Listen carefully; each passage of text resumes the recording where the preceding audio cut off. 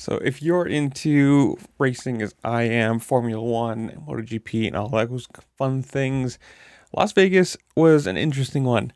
Obviously, right on Saturday night, so that it kind of played into the quote unquote, nightlife of Las Vegas, and also to coincide with, a nice Sunday morning in the European and other countries.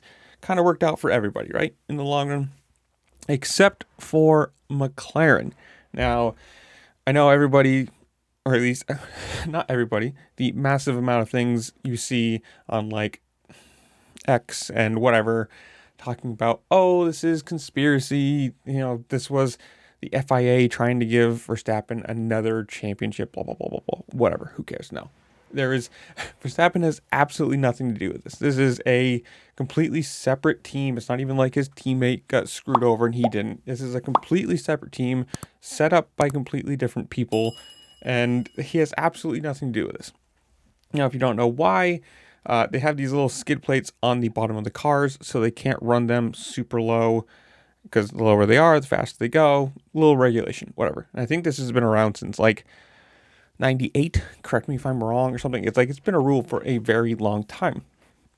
Well, after the race, both McLarens were disqualified because the rearmost skid, I guess you can call it, was below the minimum 9 millimeters of thickness. So you got to think that's a very, very skinny little thing that determines whether you have a good race and you get some points, or you're both disqualified and not great.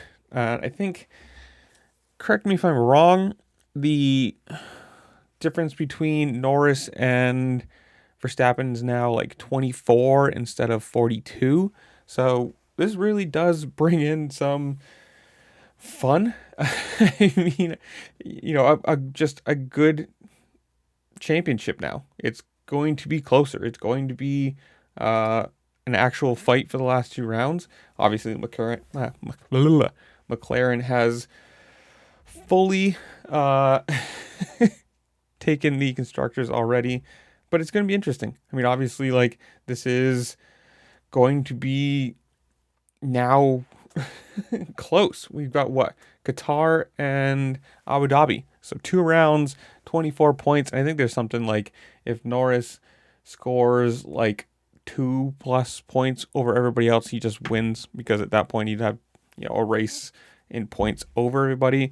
Verstappen has to mathematically, I think it's like he has to gain 15 points, and Piastri's got to gain like 5 or something like that. But this is going to be interesting. I'm excited for it. I mean, we got 2 rounds left, and it's actually a race again.